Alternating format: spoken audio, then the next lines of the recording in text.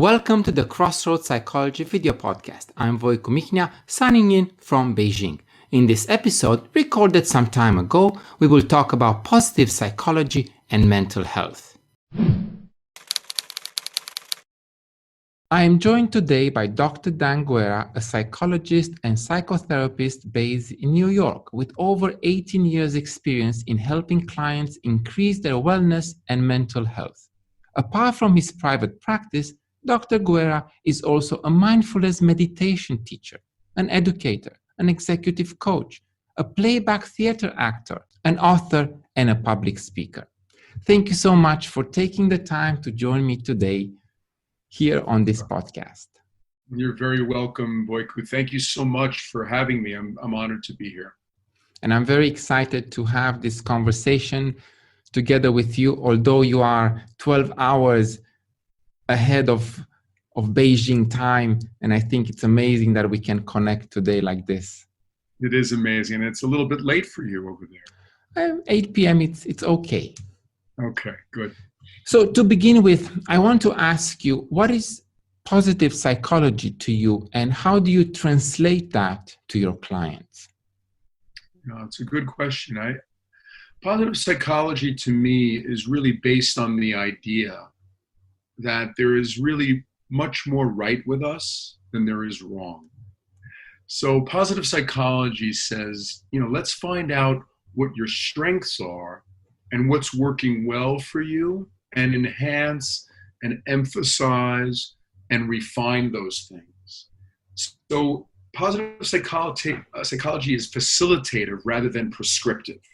And based on those strengths, then we build on a psychology of wellness and helping the client reach their goals. So I suppose in your practice, you focus a lot on building strength. But my question is, why do you think people focus so much on their weaknesses as opposed to their strengths? And when we make them aware that strengths are more important, how can one build upon his or her own strengths to improve their well-being? I think I'm of the belief, Voicu, that many of us are raised with a great deal of criticism, combined with living in a society, at least here in America, I'm sure there's other societies like this too, that just so values high achievement and pushing to be the best in everything. Now, of course, there's nothing wrong with trying to achieve and to do well. But it does begin to create a self that becomes a bit anesthetized or numb to tuning into the experience of joy and success and letting happiness and strengths be experienced. We're sort of on to the next thing right away. We're more concerned with the self-critical and self-blaming parts as a way for continuous improvement. So I think it's about balance. I'm not suggesting at all that we throw away high achievement or trying to drive hard to reach our goals, but we might incorporate in just a tuning in to successes and strengths, for instance. We can build on our strengths first, I think, by identifying and recognizing them in ourselves. We can learn to cultivate them and then leverage them for the situations that we're in. For example, it might take a while, I'm just thinking of an example, for you to know that you can sing. Right? You might have had someone tell you that you're really bad at singing, or maybe you were teased about your voice or something. So you begin to speak negatively about yourself for a long time. And you begin to develop kind of strong belief systems around that. Let's say by accident one day, you might unconsciously be singing in the shower or somebody overhears you and says, "Hey, you have a great voice," right? So you got to take that seriously. And maybe the next step, maybe you're at a family party and you do a karaoke and you test it out and you develop your talent or your interest, right? Yeah, speaking of which, karaoke is such a big thing here in Asia, especially in East Asia. Yes. And not everyone who picks up the mic can sing, but they do sing. That's wonderful. And, not everybody is a singer, let's face it too. But I just use that as an example of just being able to sort of not feel fixed in what we know about ourselves, but instead feel curious to being to changing. Because I think what happens in early adulthood is we think that we've arrived and this is who we are and that there's a straight path, but we're really a becoming. We're not a fixed entity. Yes, or we think that this is who we should be. Right. We're locked into the parameters of what we've been told by either society or maybe family members or friends, and we can expand that out. So, you can relate this example with the singing to sports, thinking that you're not athletic or not skilled in a certain area, and then you have a different experience, or you have a different example. You start to learn that you're maybe skilled in this area. You can foster that strength or anything. When you know your strengths and you learn how to cultivate and build on it, I think your mood will improve and you can develop a sense of agency, a type of self-mastery in the world. You also mentioned the self. I think you also deal in your practice with issues of self-esteem. And this is such an important concept to grasp, especially for teenagers and young adults. Yeah, I agree. Self-esteem, from my point of view, is really just starts with our relationship to self. And there is a self, and we have a relationship to that, whether we like it or not. We don't think about that, maybe. And there's, I distinguish between self with a small s and one with a big S. The small s is our personality and our likes and our dislikes and our preferences and the things people have told us about our life. And that personality, it's important. It's our day-to-day personhood. And again, it gets back to how we speak and relate to that self. Oftentimes, we're very harsh with that self. We speak negatively, we're demeaning, we could be name-calling.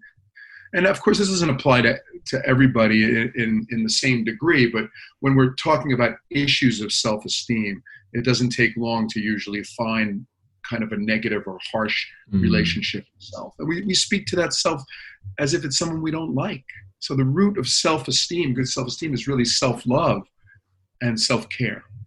And I think also today with the access to social media, our self-esteem is somehow degraded by comparing ourselves with others. 100%. Yeah. If comparison didn't exist before the onslaught of social media, which it did, it now really is on high because it only takes the click of a image or, just scrolling across to say, wow, I'm not doing that. I'm not traveling to that great place in the world, or I don't look like him or her, or, I don't have those kinds of clothes, and it's so debilitating. We really have to create a healthy boundary in those areas to really understand that what we're seeing is in so many ways really a facade, that there's a wellspring of joy and strength and positivity that exists in each and every one of us, but we have to be willing to go there. And I really like what you said about loving yourself. Yes. It's so powerful. Self-love is important. It's not really taught. We're taught to do unto others, as you'd like to be done to you. And all of that's very important. Again, I never want to throw that out. But, it really starts with, if there is no me and no relationship to me, what am I to you? Exactly. If I'm not filled up, if I'm not caring enough for myself, what is it that I'm giving you? It's that old idea about, not so old, it's still present, but on when we get back on airplanes, that when they're doing the safety talk, right, the oxygen masks come down, and if we think about it, if there's a mother and a child, who does the oxygen mask go on first? The answer usually is the child, of course, but not at all. Yeah. No, the oxygen mask has to go on the mother or father first, so that she can have healthy breath to then care for the child. And this is a metaphor for how we should be living with ourselves. True, true. Speaking of these times, we are living in such uncertain times, and being able to deal with your life, with yourself, with everyday stress is so crucial. And I know you did so much work, and you're still doing so much work with stress management. Can you tell us a few things of how can people adapt to today's situation from a stress point of view? Sure. Stress management, I think, is really mind and body and brain management. And so stress is prevalent, clearly. I mean, we don't have to look far at all globally at this time to know that stress is here. But even pre-COVID-19, we're dealing with stress levels. And it's a daily part of our lives. It's important to mention that not all stress is bad. It's actually very necessary. Yeah, and it's adaptive. So this idea of getting rid of stress is just nonsense. We need it. I mean, it's very adaptive. But unmanaged stress becomes distress, right? And it's the source of so many problems, including things, medical problems like heart disease, chronic pain, some autoimmune disorders, headaches. And it can also create tensions in the mind when it's unchecked, anxiety, panic, an impaired sense of self, depression. So learning to balance out our stress response, that has a healthy correlate in the brain. It prevents that little almond-shaped structure in the midbrain called the amygdala from hijacking our experience of joy and well-being. And you'd be surprised that sometimes when we're overwhelmed with stress, we feel like there's no path back. But it might just take one small breath or one small change in our thought pattern, or just shutting the computer and lying on our backs for a few moments, and we can re-access that sense of well-being. This, to me, is extremely exciting. That means it's right at our fingertips. It's right literally under our nose, the breath. Yeah. And I like it how you transition from stress to well-being. It's like, right. It's very important also to have a mindset that you're not stuck with this stressful situation, that you can transition to a better life. Absolutely. We have more control than we think. And another thing worth mentioning about stress is that stress comes from the outside. There's no doubt. Tons of paperwork from your boss, cold weather, that's stressful, traffic, demands that are placed on us from the outside, illness, right? But stress also comes from the inside. So what we want to focus on is managing the things that are in our control. I cannot control traffic. I might be able to control when I leave in the morning, to offset traffic. But while I'm in traffic, that's there. But I can control my response to what's happening. Do I go into the usual mode, tensing my shoulders, starting to curse, the traffic gods, all of these things? Or do I just take an opportunity to take deep breaths, to change my thinking about it, to look at the sky? I mean, it sounds a little corny, but to the brain and body, it's exactly what we need. True. So important. And I think I consider you as an expert on this topic, because you even wrote a book, From Stress to Centered, a practical guide to a healthier and happier you, which you co-authored with Dana Gionta. So yes. Can you give us some tips on how we can tackle stress? Sure can. And just thank you for your kind words about expertise. I wanted to share my view on that is that while I have had a lot of experience in this area, my knowledge and understanding really is co-learned and co-created through my work with people. So I feel very humbled and honored to be learning from the people that I'm working with, and also reflecting on just my own experience. I mean, psychologists and healers are going through the same things that our clients and patients often are doing, and that's worth mentioning, just so we keep that in mind. Totally. And maybe that's even more powerful, right? Yes, because what's a greater teacher than our own experience, right? Our self-experience. But I thank you, for bringing the book in. Sure. So can you give us 3 tips, actionable tips that we can, tomorrow morning when I look at the sky and I see there's pollution and okay, I'm going to remember my interview with Dr. Guerra, please. Gotcha.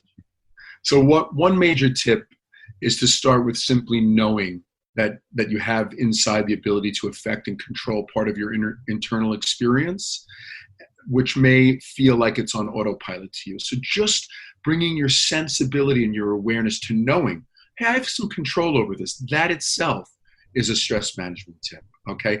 The 3 areas that we look to in order to manage stress is body, breath, and mind.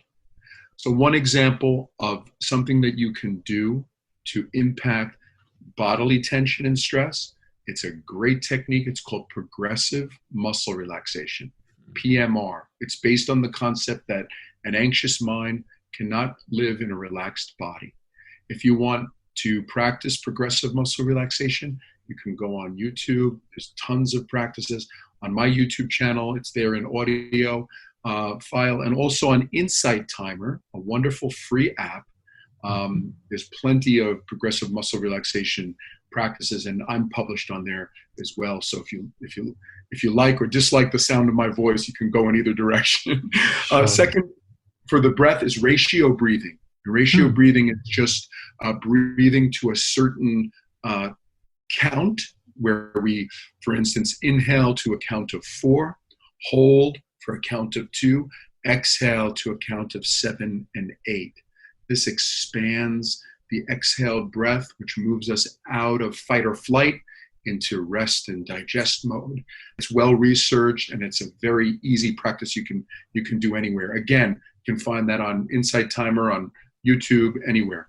Thought stopping for the mind.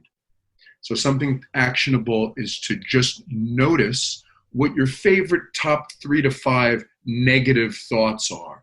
Oh, I'm never going to finish this. Oh, life is terrible. Oh, I feel so overwhelmed. It's never going to change. And just say to yourself, stop. Not now.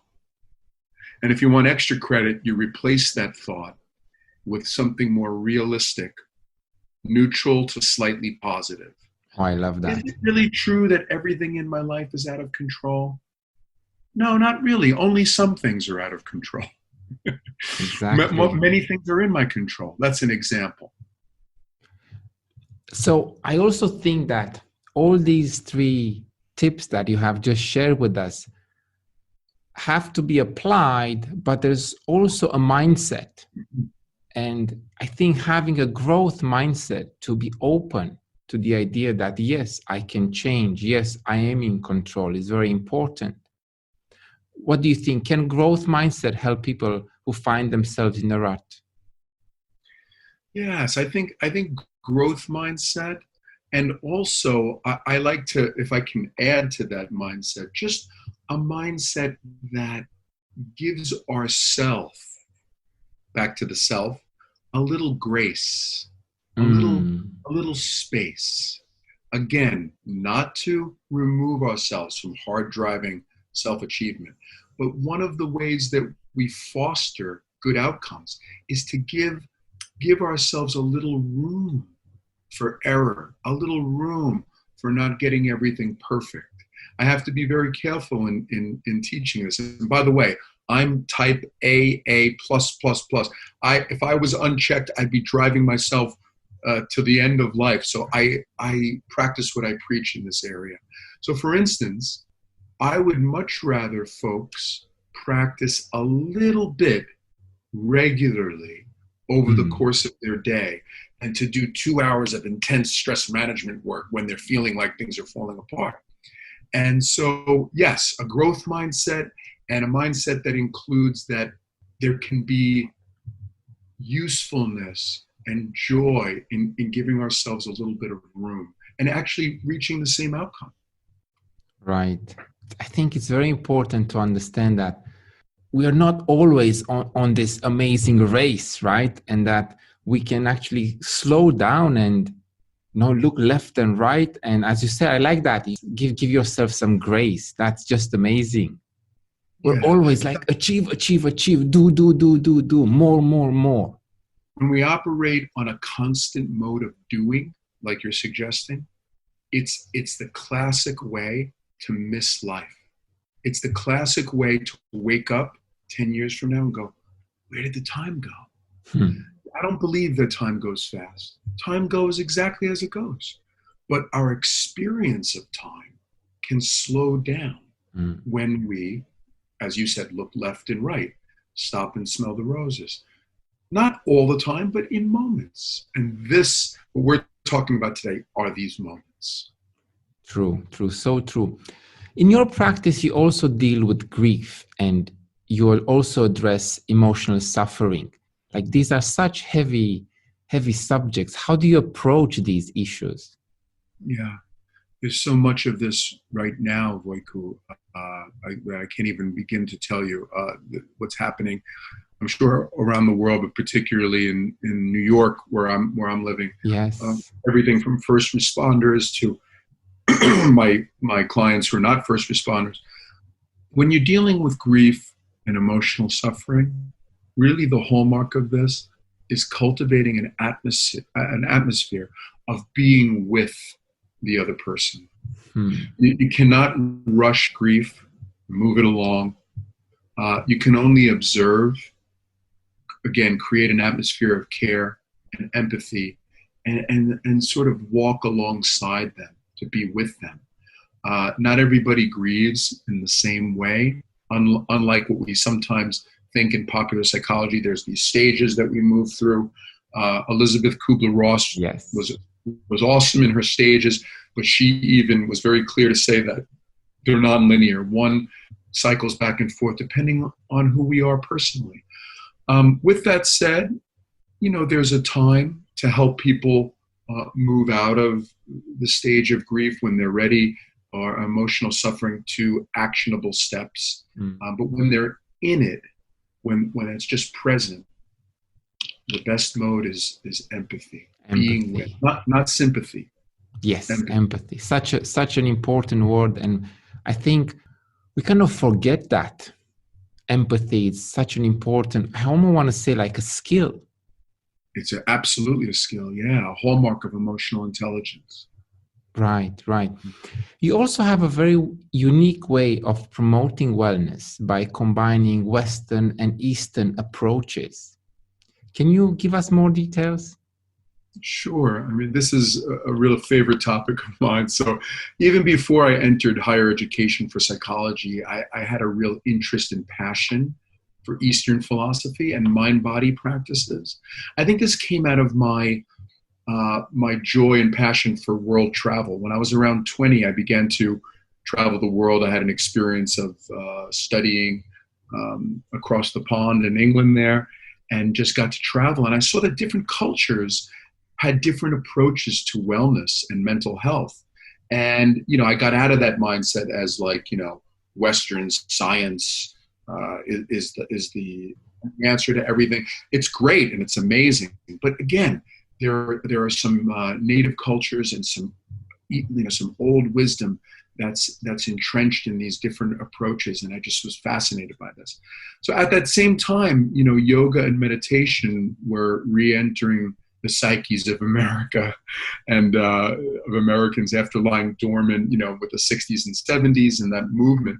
And I had the incredible opportunity to study the deeper dimensions of yoga, not just talking about body classes, make the body look good, but the deeper dimension, with a highly trained teacher and yogini named Guerra Anjali, who was from Calcutta. And I started to see the impact that those practices had on my own mind, body, brain. And I wanted to integrate this with my training in psychology and share it with others. After grad school, I did another trip around the world just with my backpack and went even further into, Asia and some of those places, and just really strengthened those practices and learning. And I had the opportunity to teach yoga in many countries around the world. It was great. Since you mentioned yoga, what are some of the benefits? Maybe it's kind of obvious. Everyone says yoga is so important, it's so good for you. But I'm not sure people actually know what the benefits of yoga are. Beyond that, like, okay, you look good and you're flexible. Yes, exactly. I'm going to just announce I have a real bias in this area because, especially in the West, we've taken a very, very old, ancient, sacred, deep practice, and no offense to anybody out there, but we've made it, just one more thing that we do for fitness. Yes. And again, yes. It's not untrue. It's fitness. It helps the body, but it's a side effect. It's a positive side effect. The real yoga, in my opinion, where it all began, is hatha yoga. And there'll be people who disagree with me, so you can expect that. But hatha yoga, in my opinion, is really less about focusing on sculpting the body or seeing if you could twist yourself a little bit more into a pretzel or really, get that hard yoga position. In my opinion, this is not where we learned yoga. It's really more about learning to harness the mind. All of the body positions in yoga, asanas we call them, were developed to quiet the mind, right? And you quiet the mind through relaxing and strengthening the body. And so that's the positive side effect. So hatha yoga is technically comprised of 6 limbs, but the deeper dimension of yoga have really 8 limbs. And if I may, I'll describe them briefly. Sure, so you have yamas, which are abstentions. These are practices that we engage in, that we withhold from because they're helpful, like non-stealing or non-aggression. And niyamas, which are observances, cleaning the body and practicing self-care as examples. Those are two limbs. These line up a little bit with other faith-based ideas like commandments, let's say, or the ways we practice in humanity. The next limb is pratyahara, which is withdrawal of the senses. And withdrawing the senses is important because the senses are out there 24/7, touching, feeling, tasting, seeing, hearing. And that's wonderful, but there's a time to reel those in and be more reflective. 4th limb, asana. That's the body pose. 5th is dharana, or concentration. Most people, when they're going, or many people, I should say, when they're going to meditate, what they're really starting to practice in the beginning is concentration, trying to have one-pointed awareness and focus on one thing at one time. Then there's dhyana, which is meditation. And finally, samadhi, loosely translated into enlightenment. It's an amazing practice. And as you mentioned, do you just sit down and, okay, I'm going to do 2 hours of yoga?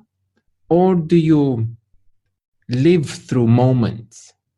So should I put aside a 2-hour practice every day, or should I spread it around the day? Yeah, it's a great question. I can say quite honestly, in all transparency, when I was in a younger mind and body in my 20s, and I had that sort of drive that was exactly. Untamed. Yeah, I was doing 2 or 3 hours of yoga a day, and I was, traveling, and I was in the learning mode. It fit my personality and the way that I take on things. If anybody that knows me, I bring my full self to something, and then I can kind of ease off once I learn it. Everybody's different. You might have somebody in a younger mind and body who's a little bit kinder and has more grace with oneself and will take it in bits and chunks.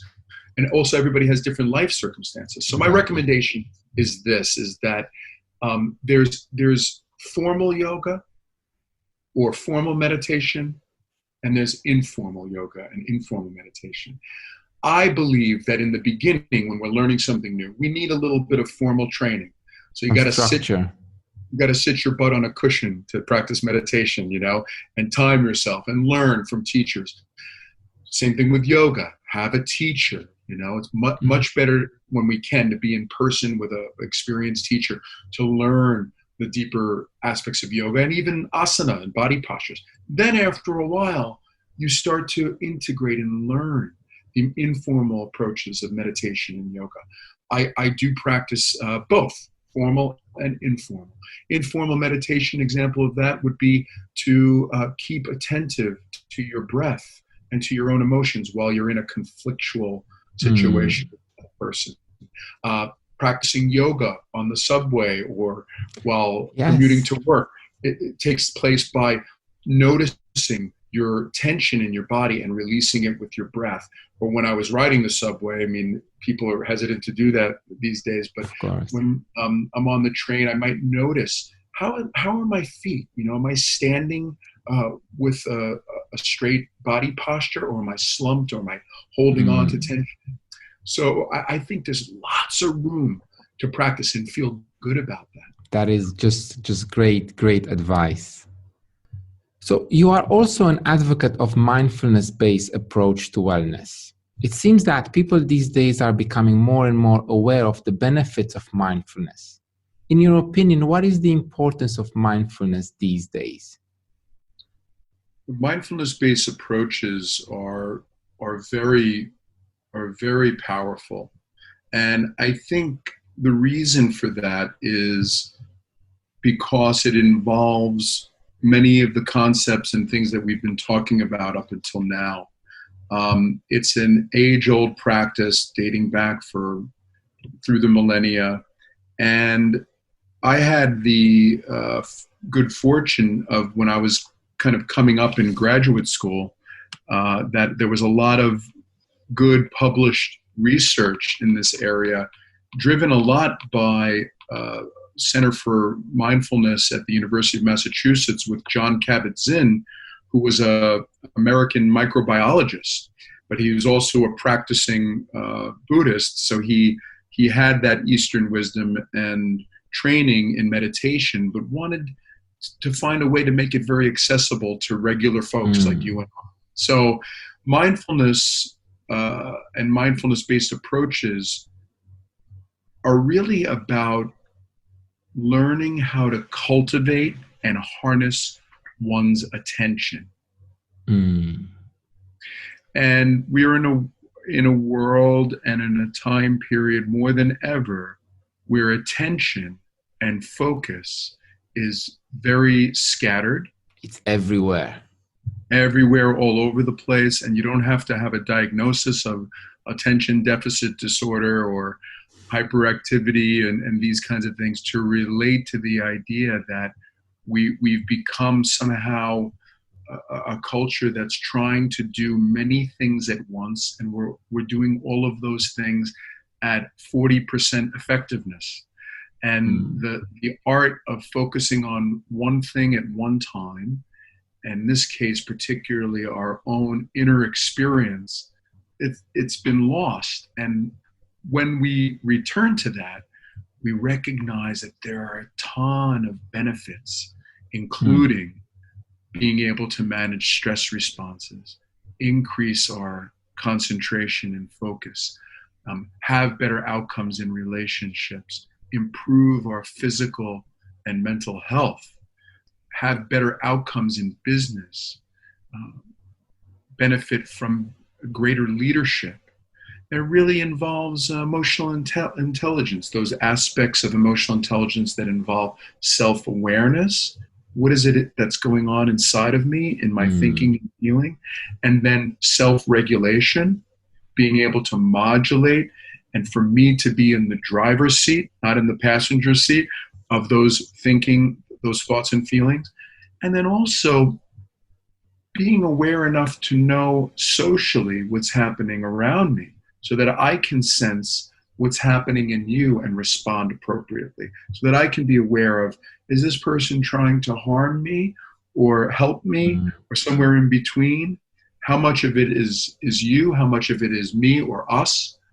And those kinds of skills all helped and cultivated with mindfulness. And I think these days mindfulness is more available to everyone. There are so many apps one can use. There's a plethora of information.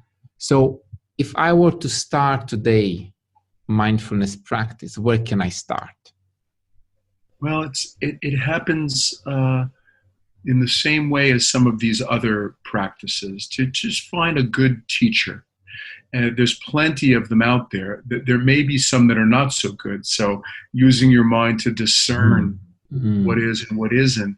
And there is no better teacher than self-experience. So you will start the practice of mindfulness by beginning to trust your own inner experience about the relationship you have with the teacher, whether that teacher's on Zoom or YouTube or in person. Wherever possible, I always believe in person is better, but we're living in strange times.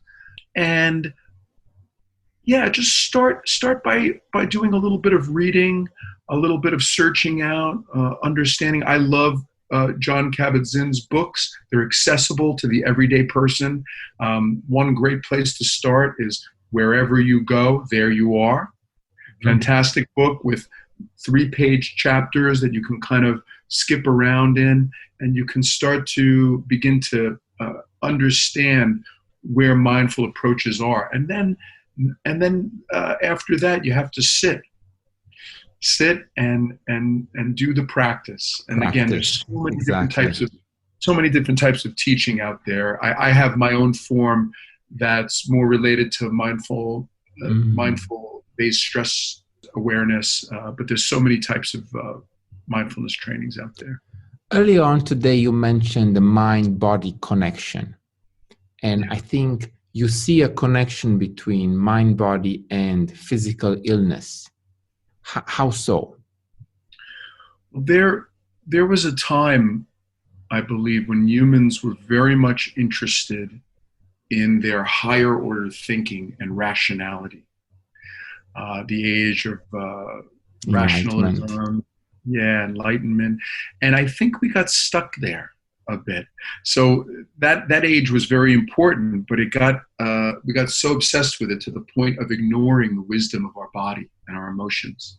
So it's that old Cartesian adage of, I think, therefore I am. So I would revise that today to say, I think, I feel, I sense, I listen, therefore I am. We've understood that all these things are equally important. So it's got us off track a bit with respect to our own body awareness and well-being. So the mind and body are so intricately related that I think it's more useful to characterize our experience as mind, body, brain, almost like one word to capture it. Maybe we'll come up with a new word to capture that. So one impacts the other so greatly. Here's some examples. Heart attack patients do so much better in the ER when the emergency medical team puts a hand on their shoulder and reassures them. The use of guided imagery can offset the negative experiences of chemotherapy, for instance, in cancer patients, and also make use of the brain's power to boost one's own immune system just through noticing and awareness. Another example is an unconscious tensing of muscles in the chronic pain patient and the anxiety of living with a condition like chronic pain. Will it ever go away? Is my life always going to be debilitated? All of that contributes to the pain itself. It might not have caused the pain, but it amplifies it.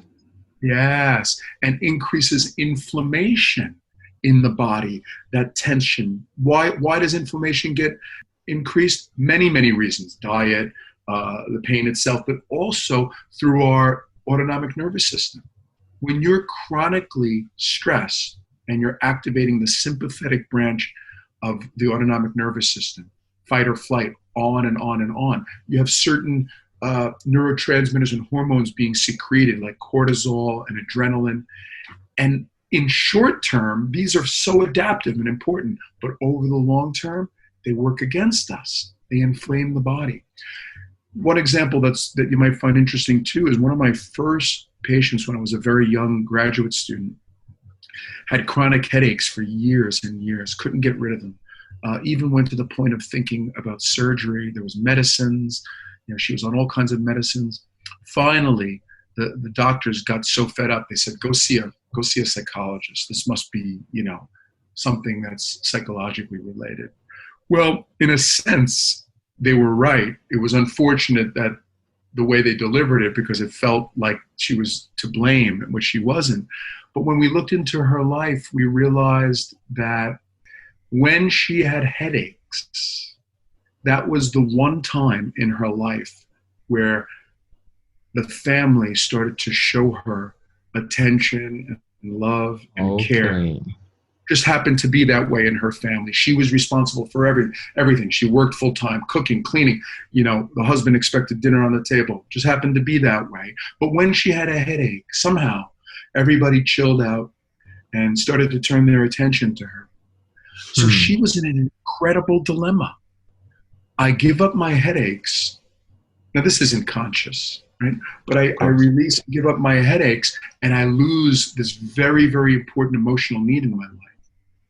Or I keep these headaches, which I can't stand. I mean, it's really debilitating, but at least I get some.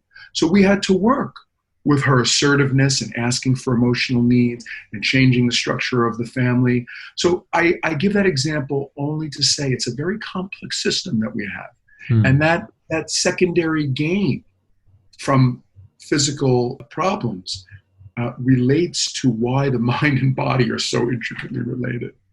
So true, so true. Let's switch a bit gears here, but actually I don't think we're switching gears.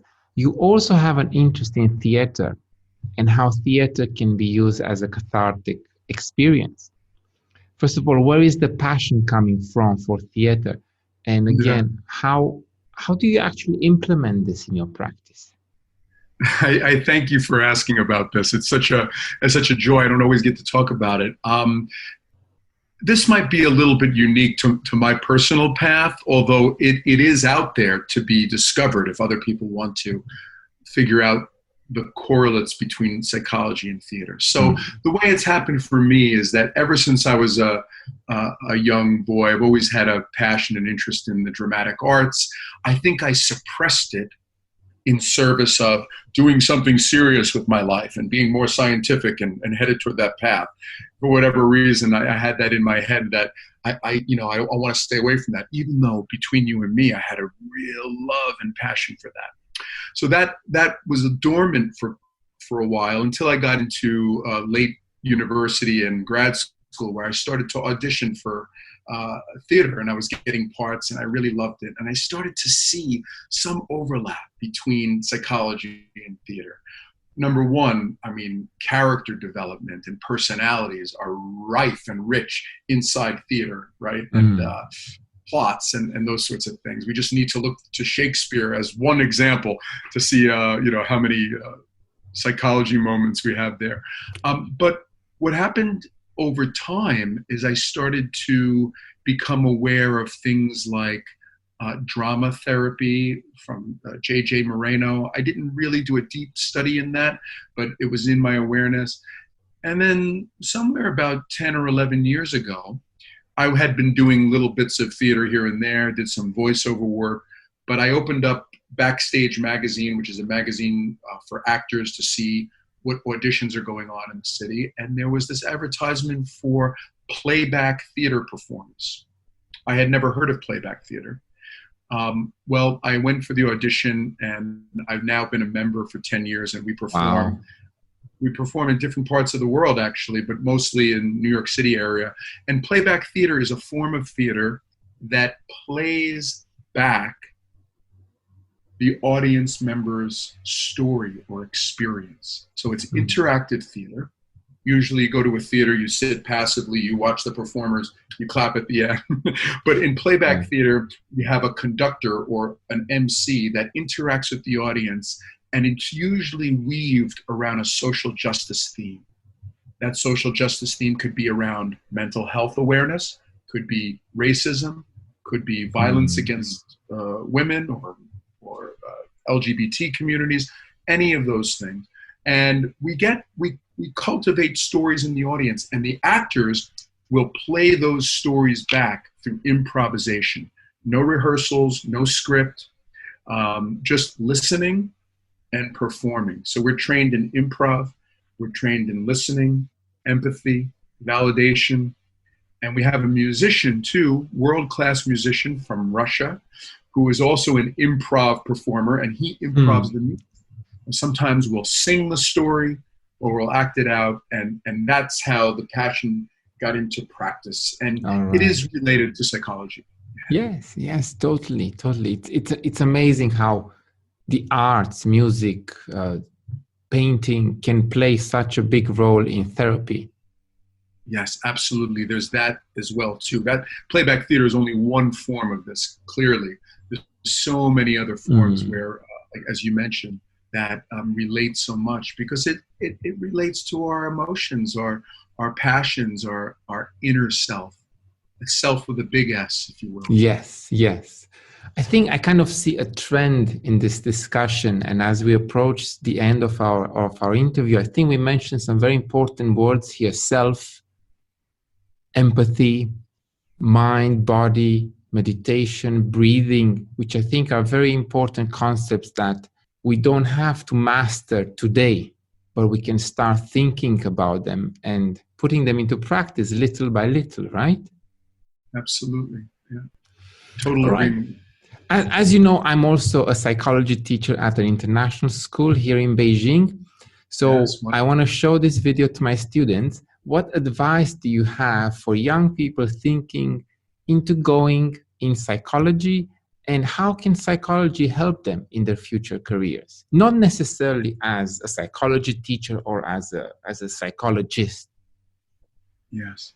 We could do a whole talk on this, but I'll suffice it to say that I want to start by just saying that psychology is so broad. It's so broad. This will create anxiety for some people because we want to know a specific path, but for others, it will create possibility. I recommend it create possibility for those that are interested. So much you can do. Research, you can help people, hopefully like I am with mental illness. There's writing, there's teaching. You can move psychology into business. This is another hat that I sometimes wear with executive coaching and helping people develop their leadership capabilities. Advertising. Yes, marketing. Marketing, human resources. If you think about it, psychology exists in almost everything because people exist in almost everything. And, to have those kinds of people skills are so important. Then there's all of the branches and side brands of psychology, like neuropsychology, biopsychology, social psych, evolutionary psychology, animal psychology, personality development, child psych. So lots of opportunities. Another way that getting into the field can help, if you're interested and aware enough, is that you can start to use these concepts to know yourself and to practice your own mental health. It's not a surprise, or it's not a secret, that many therapists who have gone into the field have had some trauma themselves, some difficulties in their early childhood. There's, as you've alluded to before, there's nothing wrong with that if we're willing to be aware of it and to learn and leverage it to help others. Where it becomes a problem is if you think you're going to override your past difficulties by sort of learning something, becoming super expert at it, and then impart the wisdom down to others. That's why I've mentioned before that while I appreciate you recognizing my expertise, it's really a co-creation, and a humbleness and learning that on this spectrum of difficulties that we all have, we are on that spectrum, whether you're a healer or a very accomplished person. This is good news. This is good news because we can learn and grow. So my advice to your students is to really delve into your passion and let that lead you. You want to be going down a path that you believe is connected to your joy and something that you feel really good about. Not only necessarily what's popular or expected of you, what everyone else is doing. I mean, there might be some elements to that. We have to think about practical things. Can I get work? Can I make a living? But really, I believe wholeheartedly, and I've practiced this myself, and it's come to pass, that when you follow your passion and your drive and what you love and are excited about, everything else follows, and you have good mental health. This is a beautiful message, and I'm sure it will connect with my students. Lastly, I see a bookshelf behind you over there. Can you give me one title of a book in positive psychology, if possible? Because I am on a mission of making positive psychology as part of my life.